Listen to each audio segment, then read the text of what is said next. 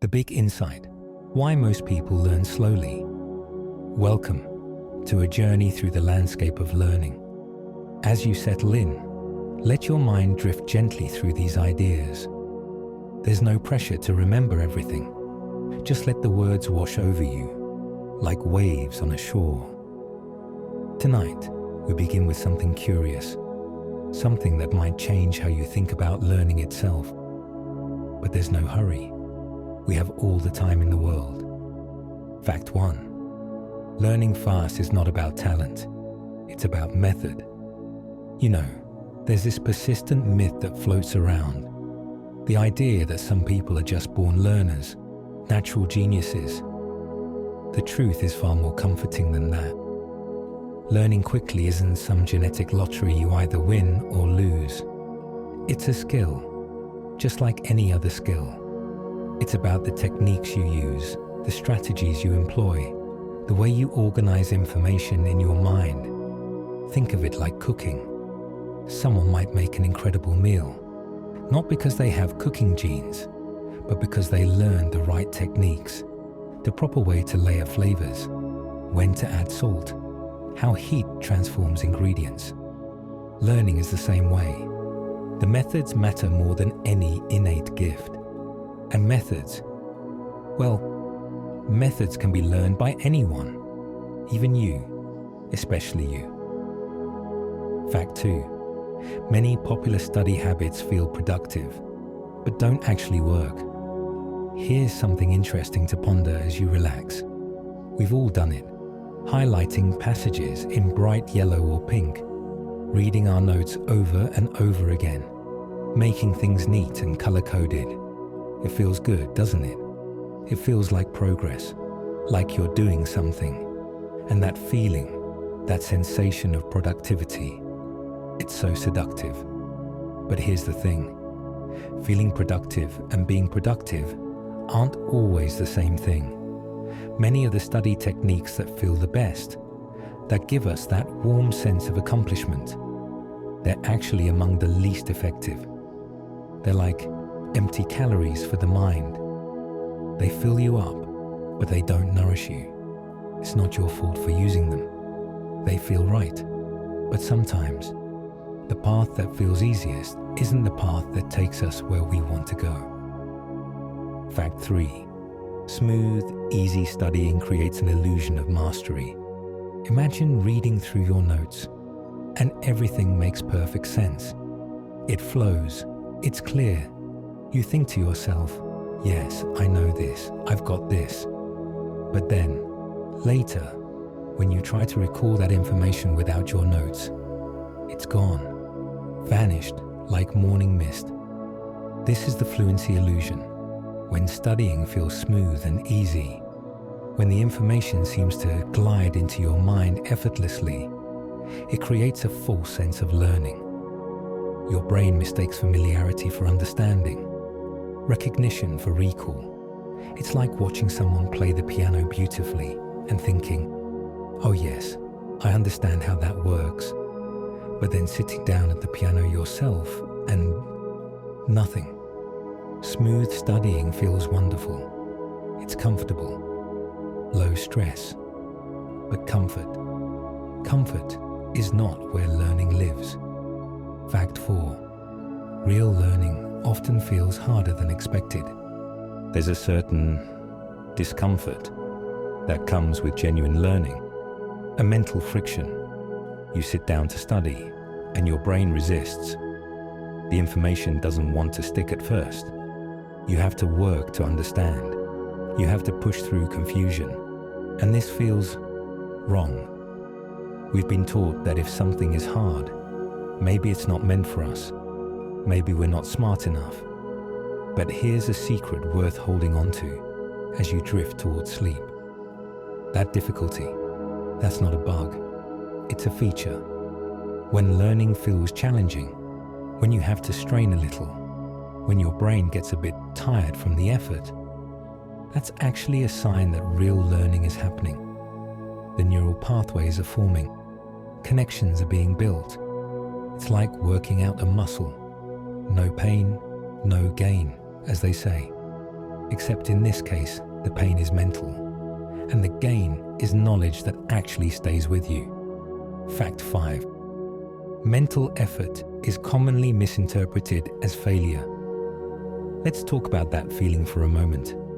That sensation when you're trying to learn something new, and it's not clicking immediately.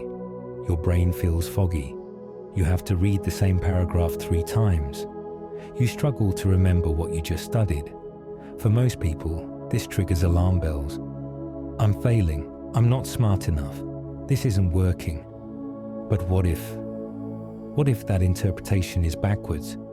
What if that mental strain, that cognitive effort, is actually evidence that you're doing something right?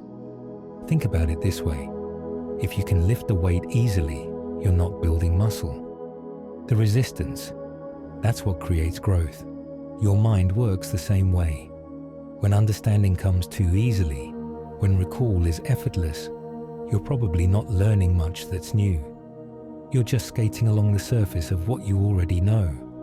But when it's hard, when you have to dig for answers, when you have to reconstruct information from fragments, that's when real learning happens. So the next time studying feels difficult, smile. You're on the right track. Fact 6. Learners quit too early because struggle feels wrong. Here's where it gets sad, really.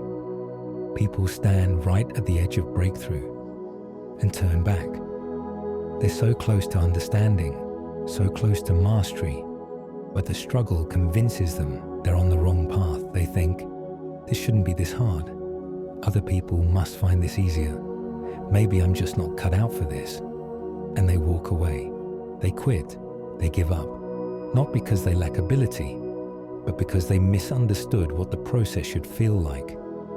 They expected learning to feel like gliding downhill, when real learning feels more like climbing uphill. The view from the top is incredible, but you have to push through the burning in your legs to get there.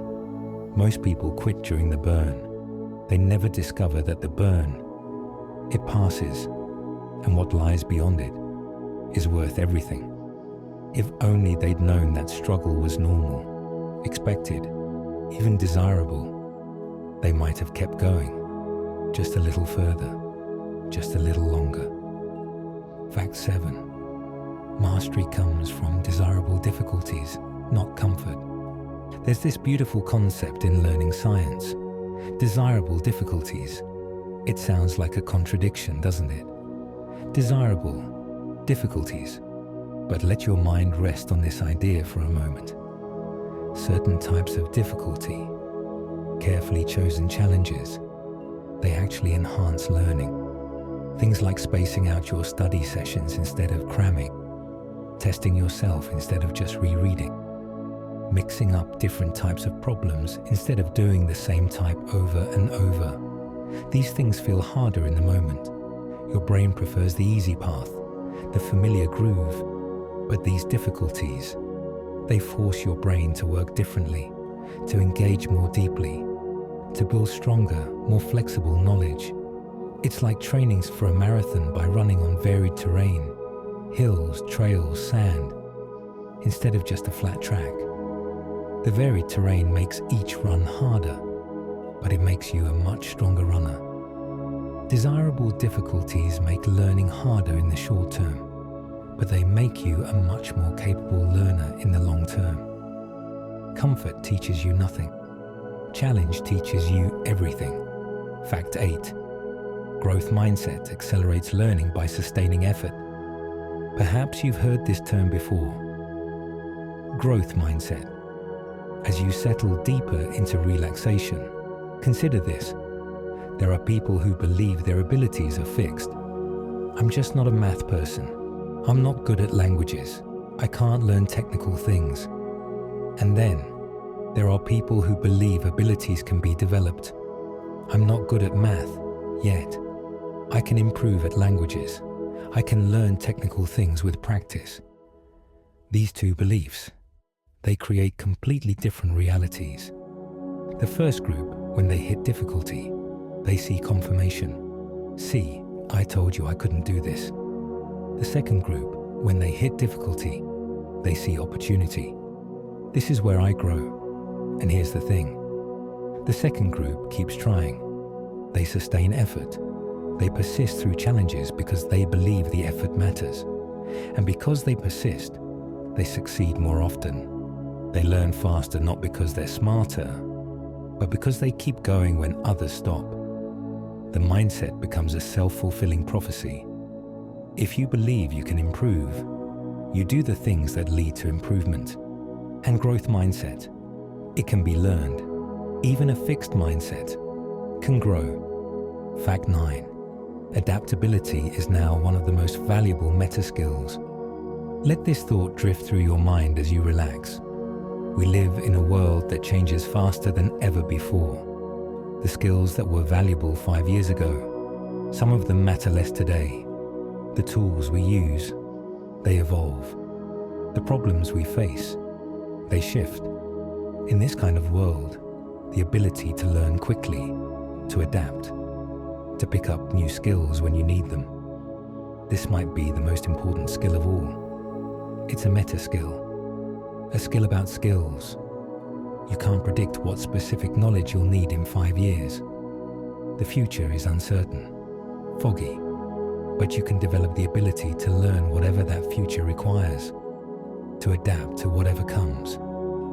Think of adaptability as a superpower, while others struggle with change, saying, "But this isn't how we used to do it." You flow with it, you embrace it, you learn what's needed and move forward. And that ability to learn quickly, to adapt gracefully, it's not something you're born with. It's something you build, one learning experience at a time. Fact 10. The goal is not speed today, but speed over a lifetime. And finally, as we close this first part of our journey, let this idea settle into your mind like snow falling on a quiet night. It's tempting to want results right now, to want to learn something perfectly by tomorrow, to master a skill by next week. But that's not the real goal. Not really. The real goal, the deeper goal, is to become someone who learns efficiently over the long arc of your life. Imagine two people. One crams for every test, stresses over every deadline, burns out, then forgets everything a week later. The other learns steadily, retains deeply, builds on what they know, and in a year, 5 years, 10 years, they've accumulated vast knowledge and skill.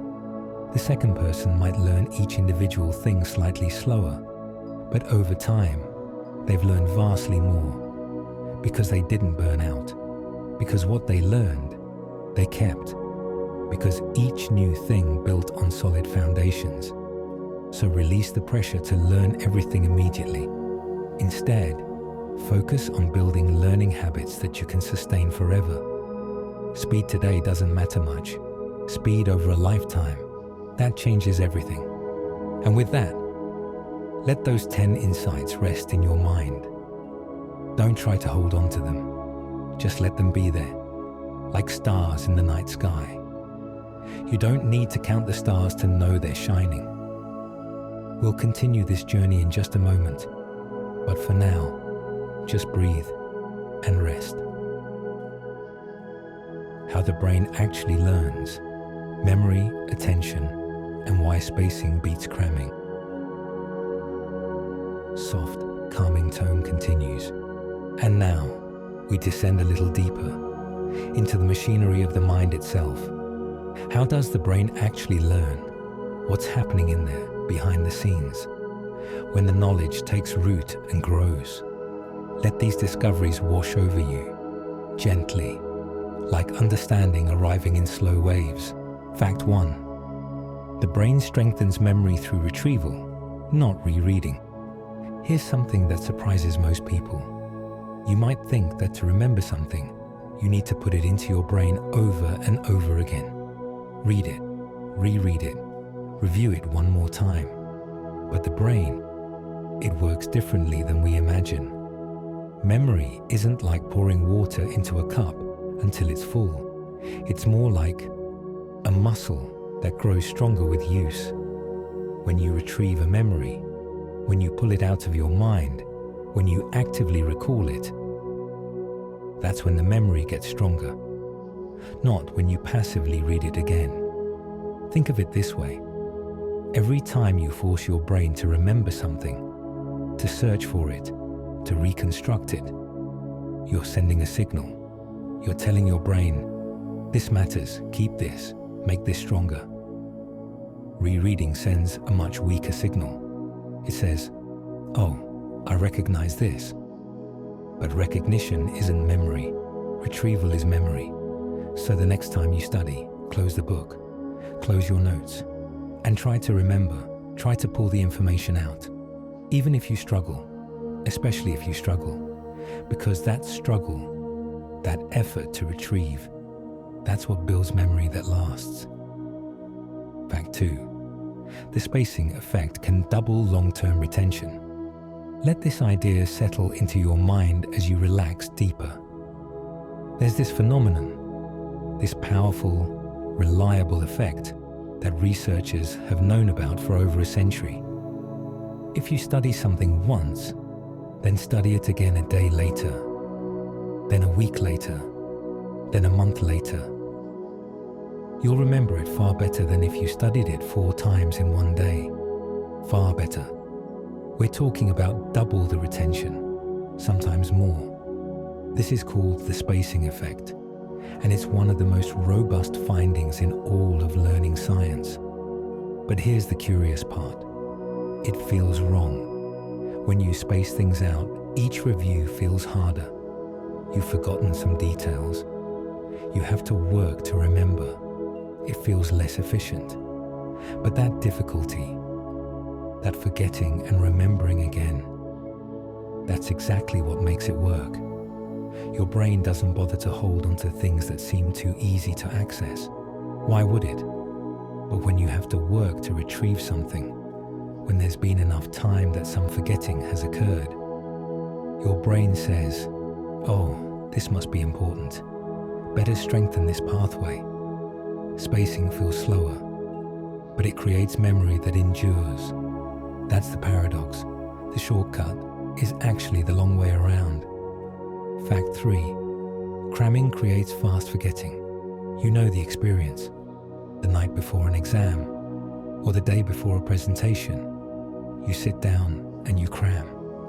You pour information into your head for hours, and in that moment, right after cramming, you feel knowledgeable, you feel prepared, you can recite the facts, you can perform, and often you do perform. You pass the test, you give the presentation. Success, right? But then, a week later, a month later, it's gone. Almost all of it. Vanished. As if you never learned it at all. Cramming is like building a sandcastle right at the waterline. It looks good for a moment, but the tide comes in, and there's nothing left. Your brain treats crammed information as temporary, as something needed right now, but not worth keeping. The neural pathways form quickly, but they're shallow, weak. They wash away almost as fast as they appeared. If you want to pass a test and forget everything, cramming works fine. But if you want to actually learn, if you want knowledge that stays with you, cramming is almost worse than not studying at all, because it tricks you into thinking you've learned, when really, you've just memorized temporarily. There's a difference, and your brain knows it. Fact 4. Short breaks help the brain consolidate learning. Here's something beautiful about how your mind works. When you study or practice something, the learning doesn't stop when you stop. Your brain keeps working, processing, organizing, even when you're not consciously thinking about it. Especially when you're not consciously thinking about it. Researchers have found that taking short breaks during learning, just 5 or 10 minutes, can significantly improve retention. During those breaks, your brain isn't resting. Not really. It's busy. It's replaying what you just learned, It's moving information from temporary storage into more permanent structures. It's making connections, strengthening pathways. It's like when you knead bread dough and then let it rest. The resting isn't wasted time. That's when the gluten develops. That's when the structure forms. Your brain is the same way. Push too hard for too long without breaks, and learning actually gets worse. But study for a while, then take a break, then study again, and the breaks become part of the learning process itself. So when you pause, when you step away, you're not being lazy. You're letting your brain do its invisible work, the work that makes learning stick. Fact 5. Idle rest after practice improves replay and memory.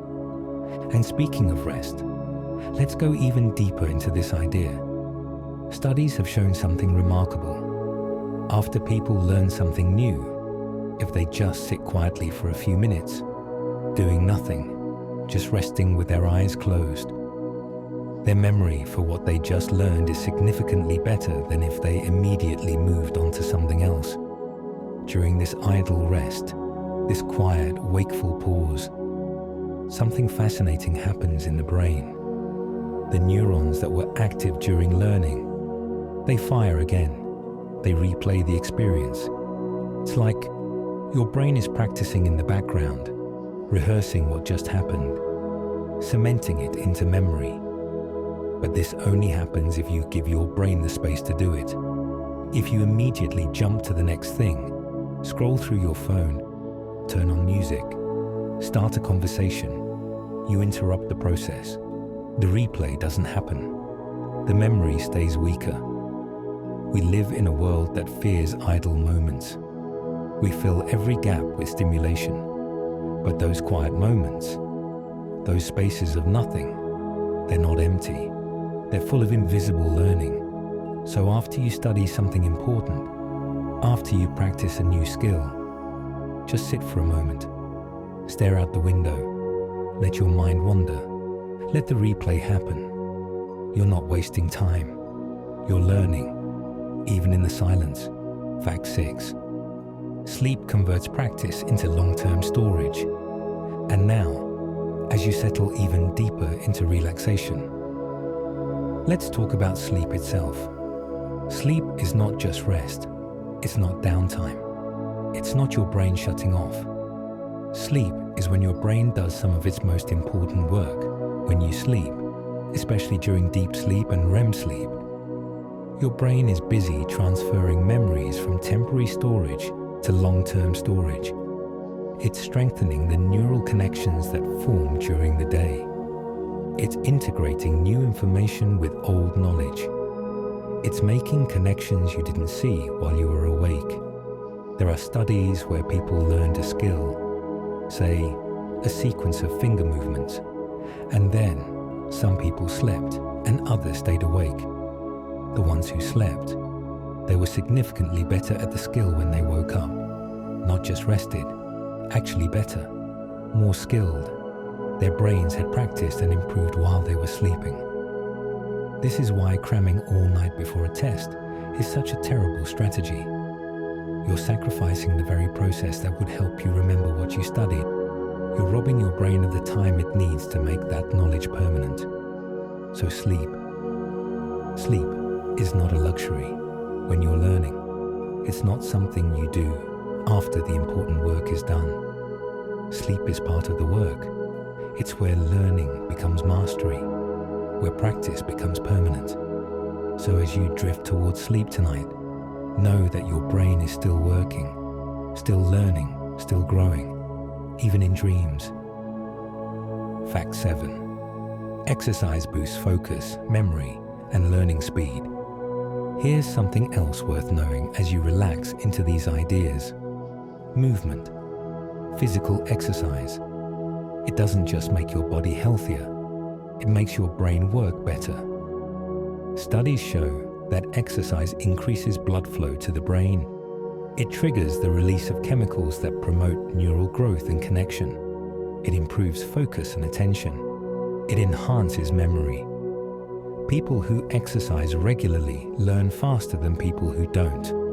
Not because they're smarter, but because their brains are functioning more efficiently. Even a single bout of exercise, a 20-minute walk, can improve cognitive function for hours afterward. There's this protein called BDNF, brain-derived neurotrophic factor. Think of it like fertilizer for your brain. It helps neurons grow and connect. And exercise, it floods your brain with BDNF. So in a very real sense, when you go for a run, when you take a bike ride, when you do yoga, you're not just exercising your body, you're exercising your capacity to learn. You're making your brain more receptive, more plastic, more capable. If you want to learn faster, move your body. The connection isn't metaphorical, it's biological, and it's powerful. Fact 8. Incubation breaks produce insight and aha moments. Have you ever struggled with a problem? Worked on it and worked on it, and gotten nowhere, and then you give up. You walk away, you take a shower, you go for a drive, and suddenly, there it is. The solution, clear as day, just appears in your mind. That's called an incubation break. And it's not magic. It's how your brain processes problems. When you consciously focus on something difficult, you're using a particular mode of thinking, focused, analytical, direct. But some problems, they can't be solved that way. They need a different approach, a more diffuse, relaxed, wandering kind of thought. And that happens when you stop trying, when you step back, when you let your mind drift. During incubation, your unconscious mind keeps working on the problem. It makes connections you wouldn't make consciously. It tries combinations you wouldn't think to try. And then, breakthrough, insight. The answer arrives fully formed. So when you're stuck, when you've been banging your head against a problem for too long, the best thing you can do is stop. Walk away. Do something completely different. Let the incubation work. The answer will come, often when you least expect it. In the shower, on a walk, in that space between waking and sleep. Trust the process. Trust the pause. Fact 9. Serial position effect explains why shorter lists work better. Let this settle into your awareness. There's this phenomenon in memory research. If you give someone a list of items to remember, say 15 words, they'll remember the first few pretty well. They'll remember the last few pretty well. But the middle gets lost. This is called the serial position effect. The first items get remembered because they had time to be processed, to be rehearsed. The last items get remembered because they're still in short-term memory, still fresh. But the poor items in the middle, they get crowded out, forgotten. Now here's why this matters for learning. If you try to learn too many things at once, if your study session is too long, if you pile concept after concept without pause, most of it will be like those middle items, lost. But if you break your learning into shorter segments, if you study 5 things instead of 15, everything becomes either the beginning or the end. Everything gets the advantage. This is why shorter, more frequent study sessions beat long marathons. Why breaking information into chunks works better than trying to swallow it whole. Your brain has limits on what it can hold at once. But those limits, if you understand them, you can work with them instead of against them. Shorter lists, smaller chunks, more frequent exposure. That's how you work with your brain's architecture instead of fighting it. Fact 10. Memory improves when learning happens across time. And finally, as we complete this exploration of how the brain learns, consider this elegant truth. The brain evolved over millions of years.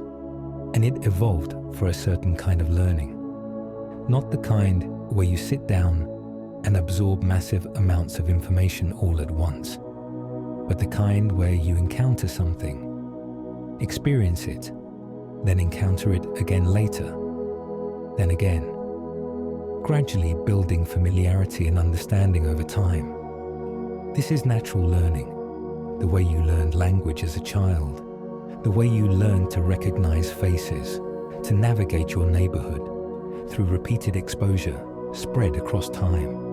And when you learn this way, when you space your learning across days, weeks, months, you align yourself with how your brain naturally works. The memory pathways grow stronger with each repetition, but not mindless repetition, spaced repetition. Each time you return to something after a delay, after some forgetting has occurred, you strengthen it more than if you'd never let it fade. Time becomes your ally. Forgetting becomes useful, because each time you remember something you'd partially forgotten, you make it a little more permanent, a little more yours. So spread your learning across time. Don't rush, don't cram. Let days pass between encounters with the material. Let time and forgetting and remembering do their work. That's how the brain learns best. That's how memory becomes lasting. That's how knowledge becomes part of you. And so, another layer of understanding settles into place. How the brain actually learns. Not how we think it should learn, but how it really does. With its quirks and its rhythms. Its need for space and time and rest. Work with it, not against it. And learning becomes easier, more natural, more lasting. Rest now. Let these ideas drift, and when you're ready, we'll continue. Core accelerators, the 80/20th of learning fast. And now we arrive at the heart of it. The techniques that actually move the needle, the 20% of methods that produce 80% of results. Let these powerful ideas float through your consciousness, effortlessly, as you sink deeper into relaxation. Fact 1. Active practice beats passive consumption. Picture two people learning to play piano. One sits and watches videos of other people playing. Hours and hours of videos. They study the hand positions. They observe the techniques. They understand, intellectually, what's happening. The other person, they sit at the piano. They press the keys, they make mistakes, they sound terrible at first, they struggle through simple songs. Now, a month later, who plays better? It's not even close. The person who practiced, even badly, will be far ahead. This is the fundamental truth of learning. Active practice, actually doing the thing, beats passive consumption every single time. You cannot watch your way to mastery. You cannot read your way there. You have to do, to act, to engage. Your brain learns through action, through feedback, through the experience of trying and adjusting. Watching someone else do something feels like learning. Your mirror neurons fire. You feel engaged, but it's an illusion, a seductive one. Real learning, real progress. Only happens when you close the video, put down the book, and start doing, even if you do it badly, especially if you do it badly, because mistakes are where the learning lives. Fact 2. Learn by doing accelerates mastery. Let's go deeper into this idea as you relax. There's something called the production effect. When you actively produce something, when you speak a word instead of just reading it, when you write an answer instead of just thinking it, when you build something instead of just planning it, you remember it better, significantly better. The act of production, of creating output, it engages more of your brain. It requires you to retrieve information, to organize it, to use it, and that usage, that's what creates strong memory. Think about learning a language. You can study vocabulary lists for hours, read them, review them, but you'll forget most of it. Now imagine instead, you're trying to have a conversation. You need to say something, but you don't know the word. You have to search for it, find it, use it, even if you get it wrong, especially if you get it wrong and someone corrects you. That word is yours now.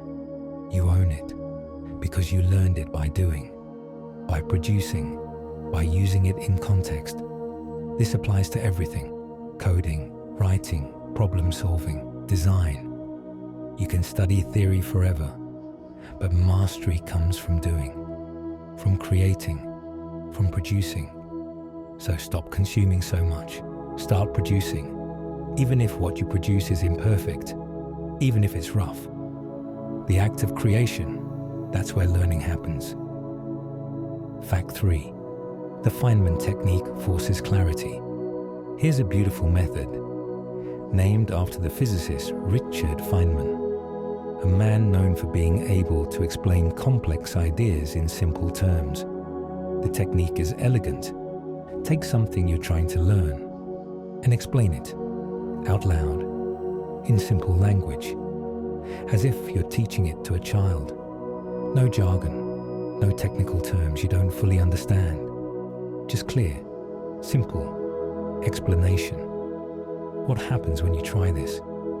You discover gaps, places where you thought you understood, but you don't. Words you've been using without really knowing what they mean. Concepts you've glossed over. The act of explaining, of trying to make something simple. It exposes every crack in your understanding, every weak spot, every place where you fooled yourself into thinking you know something. And that's incredibly valuable, because once you see the gaps, you can fill them. You go back, you study specifically what you're missing, then you explain again. Better this time, clearer, and slowly.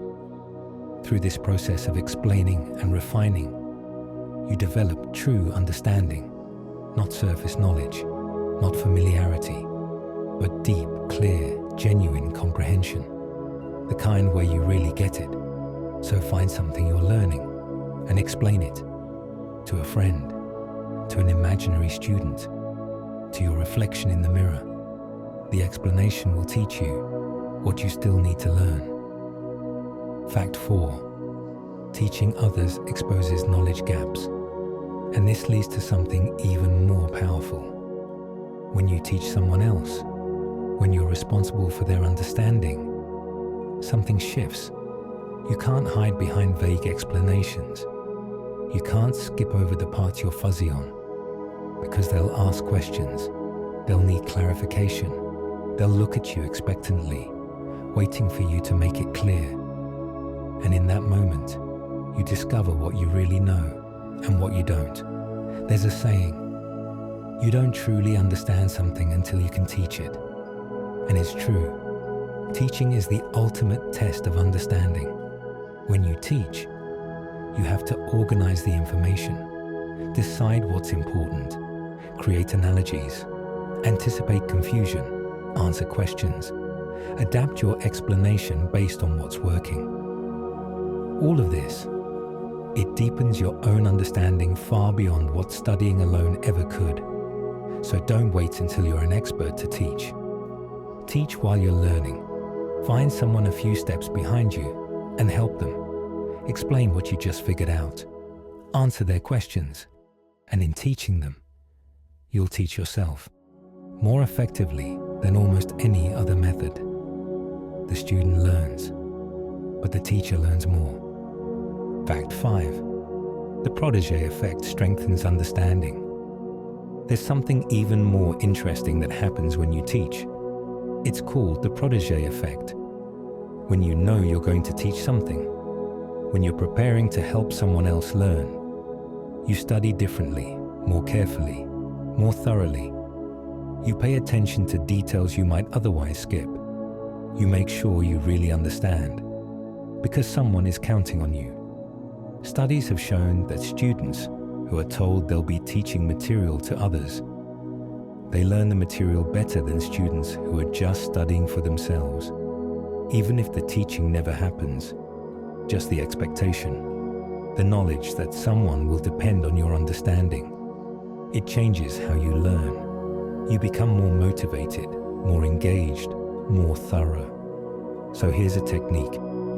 Every time you learn something new, pretend you're going to teach it. Take notes as if you're preparing a lesson. Study as if someone's understanding depends on you. This simple shift in mindset, this sense of responsibility to a future student, it can transform how deeply you learn. You're not just learning for yourself anymore. You're learning to pass it on. And that makes all the difference. Fact 6. Retrieval practice beats highlighting notes. Let's return to something we touched on before, but go deeper. Retrieval practice. It sounds simple, maybe even too simple, but it's one of the most powerful learning techniques there is. Here's what it means. Instead of reviewing your notes, instead of rereading the chapter, instead of highlighting the important parts, you close everything and you try to remember. You quiz yourself. You try to recall the information from memory. No looking, no peeking, just retrieval. And here's why it's so powerful. Every time you successfully retrieve information, you strengthen the pathway to that information. You make it easier to find next time. But there's more. When you try to retrieve something and you can't, when you struggle, when you partially remember but not quite, and then you check the answer, that moment of realizing what you forgot, that creates a particularly strong memory, stronger than if you just reviewed it passively. The struggle to retrieve, the partial forgetting, the moment of discovery when you check, all of this creates a powerful learning experience. So put away the highlighter, stop rereading. Instead, test yourself. Flashcards, practice problems, self-quizzes, anything that forces you to retrieve. It feels harder, it is harder, but hard is good. Hard is where the learning happens. Hard is what makes it stick. Fact 7. Generation before answers improves encoding. Here's a fascinating finding from cognitive science. If you try to answer a question before you know the answer, if you generate a response, even if it's wrong, you'll learn the correct answer better than if you'd just been told it from the start. This is called the generation effect. Let's say you're learning vocabulary in a new language. One approach, you see the foreign word and the English translation together. You study them, you review them. Another approach, you see the foreign word first. You try to guess what it means. You generate a possible answer. Then, you see the correct translation. Which approach works better? The second one, by far. Even though you're probably guessing wrong at first, even though it feels less efficient, the act of generating, of trying to produce an answer, it primes your brain. It creates a state of curiosity, of anticipation, and when the real answer comes, your brain is ready for it, hungry for it. The answer lands in prepared soil. So don't go straight to the answers. Don't immediately look up the solution. Try first. Guess, generate, make an attempt. Even if you're wrong, especially if you're wrong, you're setting yourself up to learn better when the answer comes. The struggle to generate, it's not wasted effort. It's preparation. It's the soil in which understanding grows. Fact 8. Delayed feedback strengthens corrections. Now here's something that might surprise you. When you make a mistake, when should you be corrected? Immediately or after a delay? Intuition says immediately. The sooner you know you're wrong, the better, right? But research tells a more nuanced story. For certain types of learning, especially conceptual learning, delayed feedback often works better than immediate feedback. Here's why. When feedback is immediate, you don't have to think much. You try something. You're told if it's right or wrong. You adjust. Quick, easy, efficient. But when feedback is delayed, when you have to wait, something different happens. You think about your answer more deeply. You reflect. You try to figure out if it's right. You consider alternatives. And when the feedback finally comes, you're more invested. You've thought about it. And the correction, it sticks better. Because you've engaged with it more deeply. Now, this doesn't mean all feedback should be delayed. For motor skills, for procedural tasks, immediate feedback often works better. But for conceptual understanding, for deep learning, a little delay, a little time to think and reflect before being told the answer, it can make the learning stronger, more durable. So don't always rush to check if you're right. Sit with your answer. Think about it. Let uncertainty linger. Then check. The waiting, the thinking, the uncertainty, they're not obstacles, they're tools. Fact 9. Hypercorrection locks in right answers. And here's something related. Something called the hypercorrection effect. When you're very confident in a wrong answer, when you really believe you're right, and then you discover you're wrong, you correct that error more strongly than if you'd been uncertain. It's as if the brain says, "Oh no, I was really sure about that and I was wrong. I need to fix this. I need to lock in the right answer so I never make that mistake again." This is counterintuitive. You'd think that being confidently wrong would make the error harder to correct, that the false belief would be more entrenched. But the opposite is true. The shock of being wrong when you are sure. It creates a powerful learning moment. So here's what this means practically. Don't be afraid to commit to answers. Don't hedge. Don't stay uncertain just to avoid being wrong. Make confident guesses. Take clear positions. And when you're wrong, embrace it.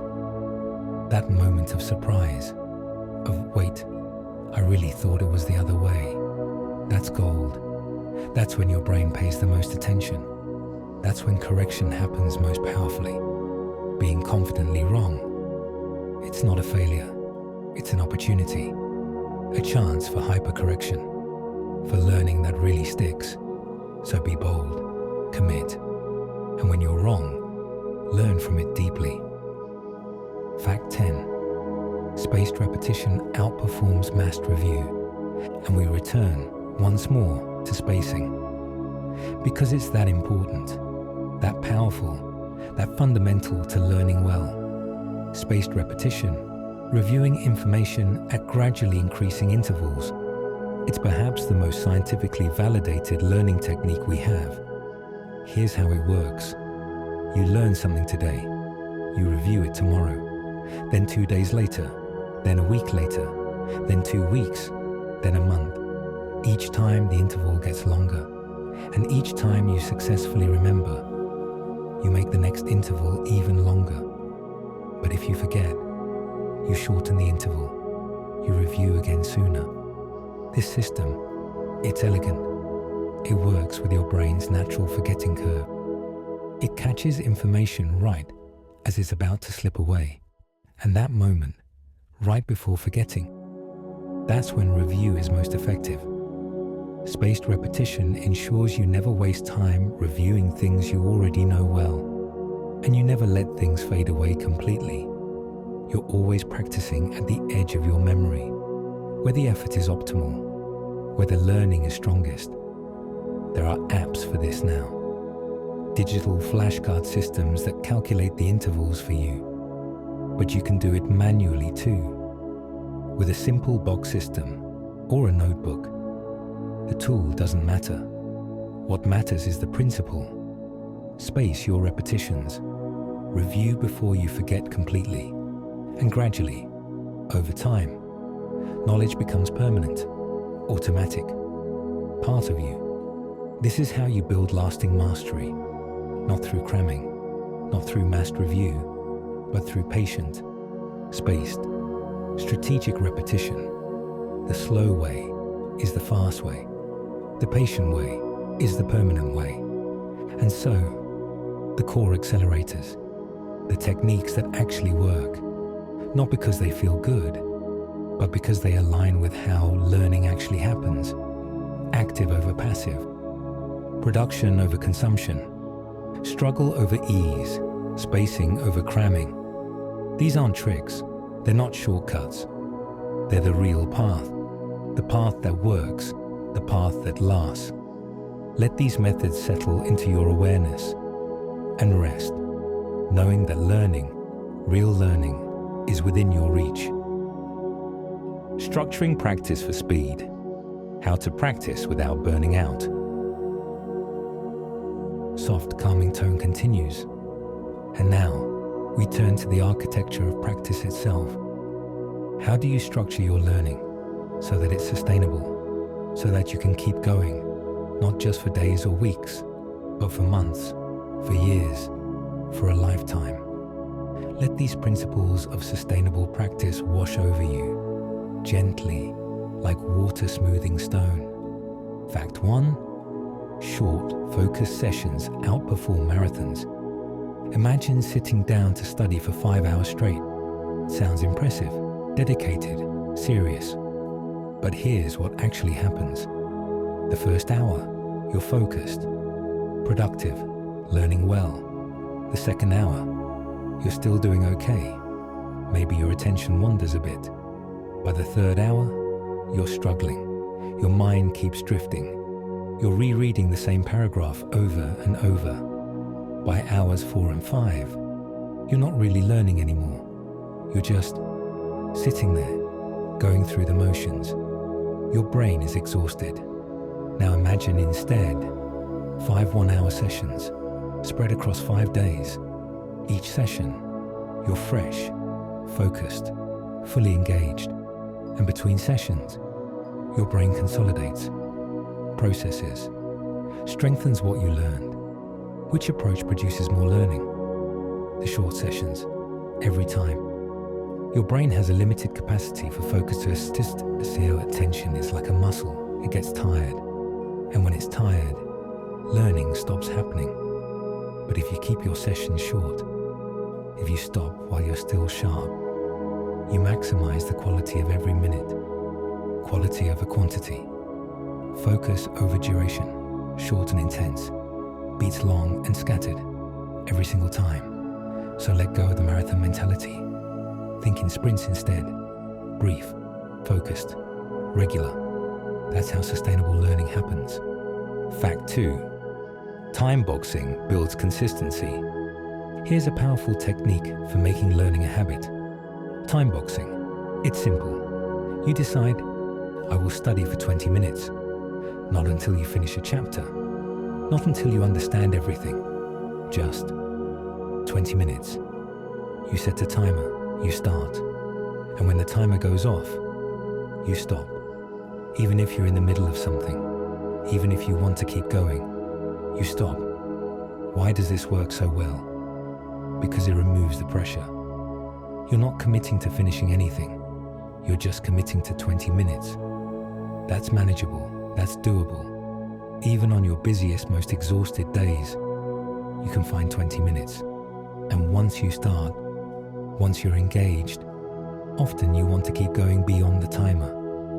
But even if you don't, even if you stop right at 20 minutes, you've been consistent. You've shown up. And consistency is everything. It's better to study 20 minutes every day than 2 hours once a week.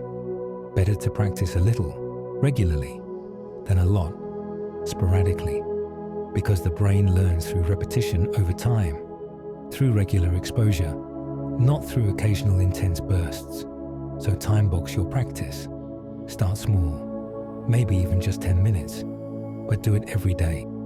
Let consistency be your goal, not heroic effort, not marathon sessions, just regular, reliable, daily practice. That's how you build momentum. That's how you create lasting change. Fact 3. Tiny starter goals overcome resistance. Let's talk about resistance. That feeling when you know you should study, but you just can't seem to start. The task feels too big, too heavy, too much, so you put it off. You'll do it later, when you have more energy, more time, more motivation. But later never quite comes. Here's a secret. The resistance isn't usually about the task itself. It's about starting, about crossing that threshold from not doing to doing. Once you start, once you're engaged, it's usually fine, even enjoyable. But starting, that's the hard part. So make starting absurdly easy. Set a goal so small that resistance can't grip it. I'll just read one paragraph. I'll just do one practice problem. I'll just study for 2 minutes. These goals are so tiny, so minimal, that your brain can't argue with them. There's no resistance. You can always read one paragraph. And here's what happens. You read one paragraph, and it's actually interesting. So you read another, and another, before you know it. You've been studying for 20 minutes, not because you forced yourself, but because you removed the barrier to starting. The tiny goal. It's not really about the goal itself. It's about getting you moving, about bypassing resistance, about making the first step so easy that you take it. So when you're stuck, when you're resisting, make your goal smaller. Smaller than feels reasonable, almost embarrassingly small. And then, just start. Just take that first tiny step. The momentum will carry you further than you expect. Fact 4. Micro-learning improves retention. There's this approach called micro-learning, learning in very small, discrete chunks, 3 to 5 minutes at a time. A single concept, a single skill, a single idea. It sounds almost too simple, too fragmented. How could learning in such tiny pieces be effective? But research shows it works remarkably well, especially for retention. When you learn something in a short, focused burst, your brain can fully process it. There's no cognitive overload, no competing information crowding it out. The single concept, it gets your full attention, gets encoded clearly, and then you stop. You move on. Your brain consolidates. Later, another micro-learning session, another small piece. Gradually, the pieces accumulate. And because each piece was learned clearly, retained well, they fit together naturally. Compare this to a traditional approach, an hour-long lecture covering 20 concepts. Your brain is overwhelmed. Some concepts get attention, others slip by. Everything blurs together. Retention is poor. Micro-learning avoids this. Each piece, given space, given focus, given time to settle before the next piece arrives. It's like building with Lego. Each brick placed carefully, one at a time.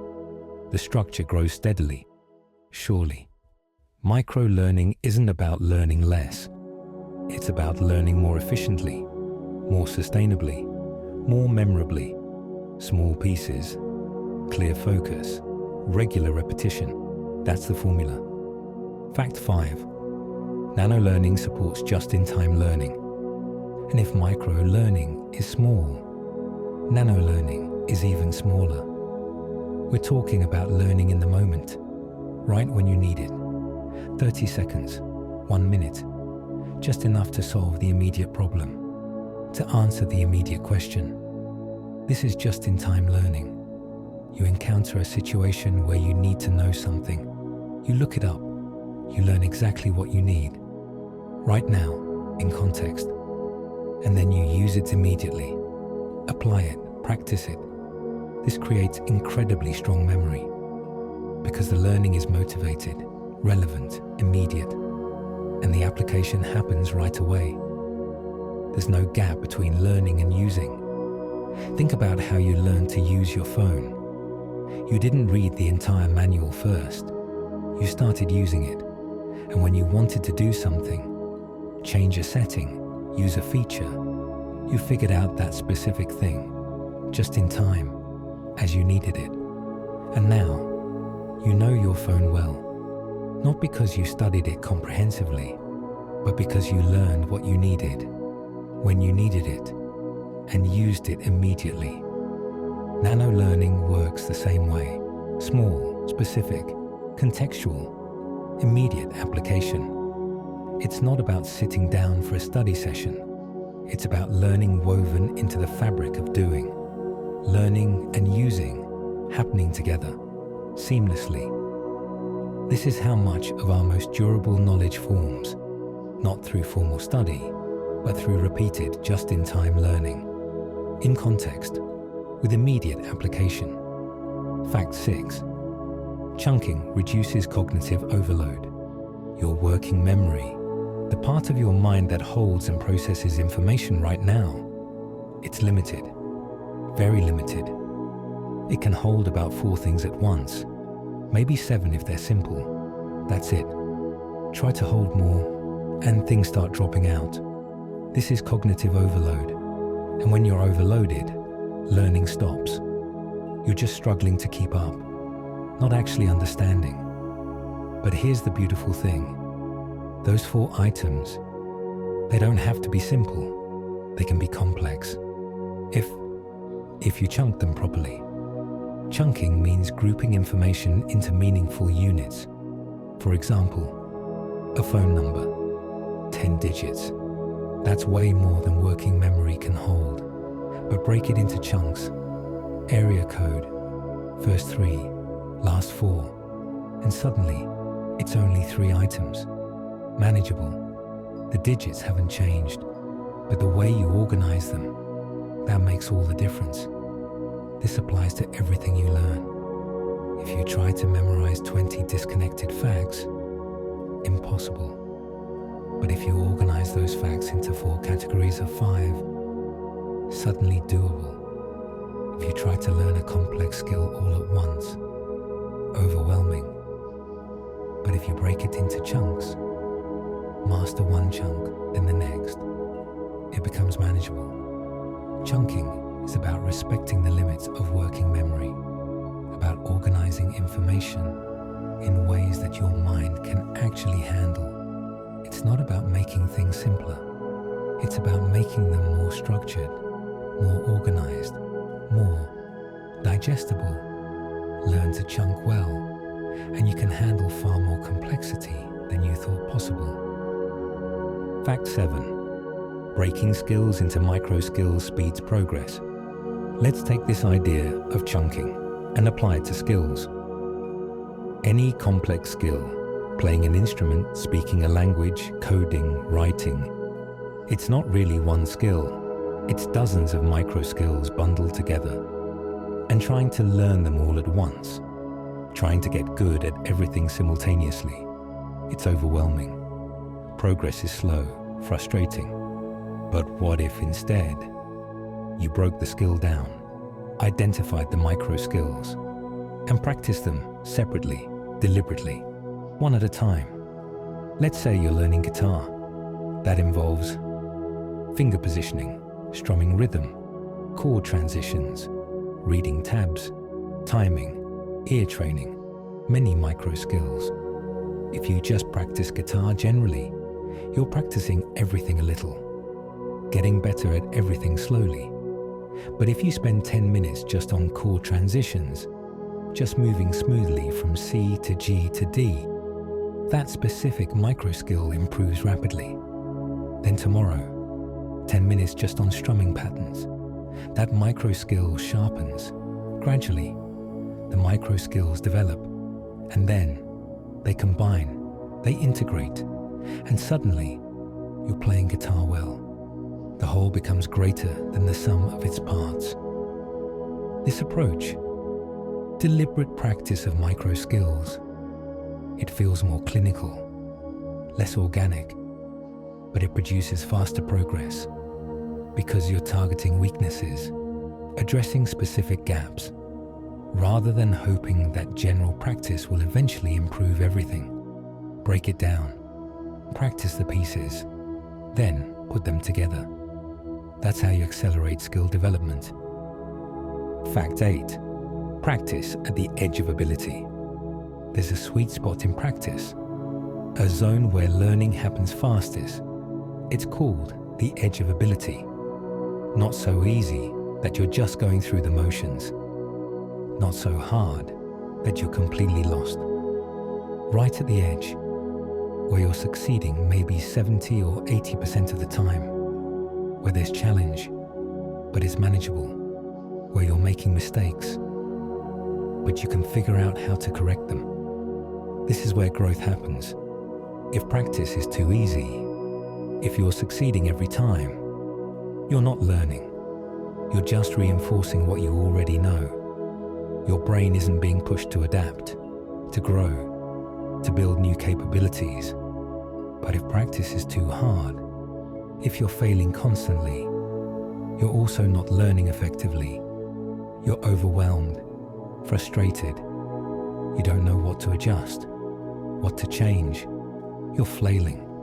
But at the edge, at that sweet spot of difficulty, your brain is engaged, challenged, stretched, but not broken. You make mistakes, but they're instructive mistakes. You can see what went wrong. You can adjust. You try again, better this time. This is where mastery develops. So constantly adjust your practice difficulty. If it's too easy, make it harder. If it's too hard, simplify a bit. Always aim for that edge, that place of productive struggle. That's where you grow fastest. That's where the magic happens. Fact 9. Acceleration beats endless remediation. Here's something controversial. When someone is struggling with a skill, when they're behind, the common response is remediation. Go back, review the basics, drill the fundamentals. Don't move forward until you've mastered what came before. It sounds logical. Build a strong foundation, but research suggests this often backfires. Endless remediation is demotivating, boring. It sends a message. You're not ready. You're not good enough. Stay here until you get better. And often, students never get better. They stay stuck at the remedial level, forever drilling basics, never advancing. There's an alternative approach, acceleration. Move forward, keep progressing, provide support and scaffolding for the gaps. But don't stop the journey. Don't maroon someone in remediation land. Why does this work? Because forward progress is motivating. Because seeing the bigger picture helps the pieces make sense. Because learning happens in context. And sometimes, you need to see why something matters before you can master it. This doesn't mean ignoring gaps. It means filling them while moving forward. It means providing support without stopping momentum. Because momentum, progress, forward motion, these things matter. They keep learners engaged, motivated, believing in their ability to improve. So if you're stuck, if you're in remediation, consider pushing forward anyway. Give yourself permission to progress.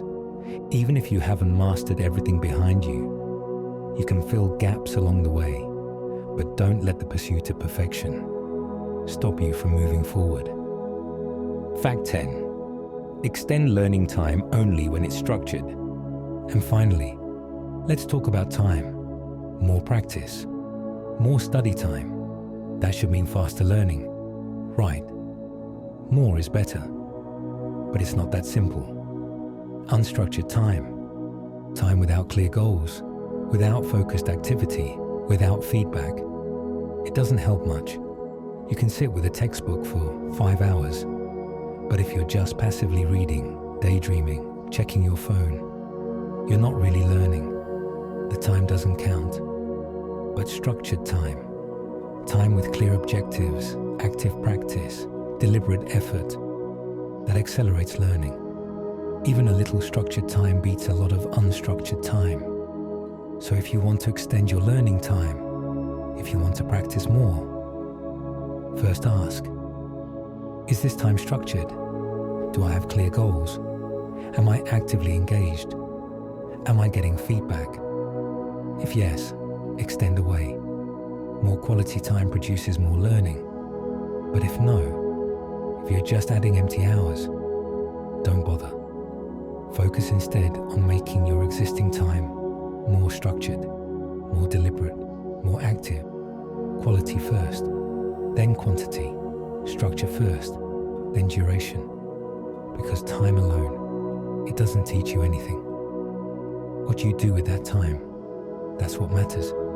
So be intentional, be structured, be deliberate, and then, if you want, practice more, but never sacrifice structure for duration. Never trade quality for quantity.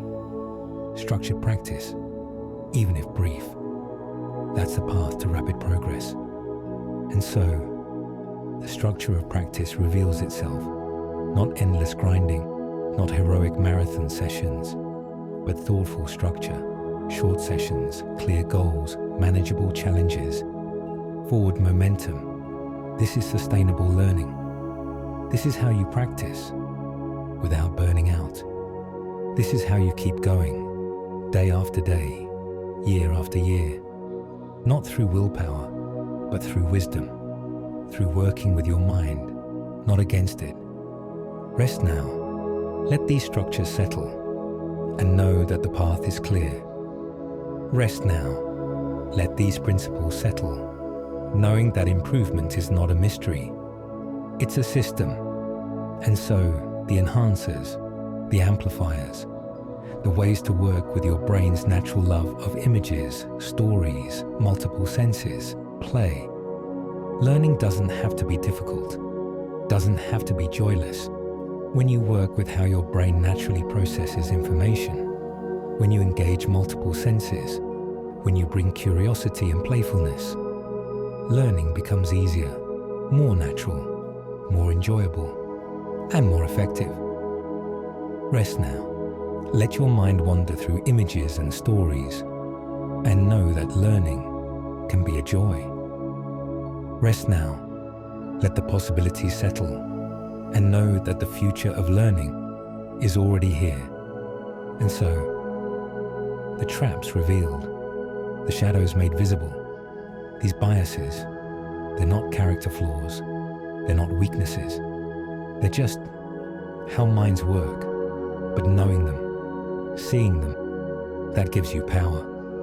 The power to choose differently, to think differently, to learn differently, more effectively, more accurately, more honestly. The mind has traps, but it also has tools, and awareness is the most powerful tool of all. Rest now. Let this awareness settle gently, knowing that you can learn to see what was once invisible. And so, we've reached the end of this journey. 100 facts about learning, about the brain, about skills and strategies and psychology and technology. But really, it's all one truth. Learning is natural. Your brain wants to learn. It's designed to learn. You just need to work with it, not against it. Use good strategies. Avoid the traps.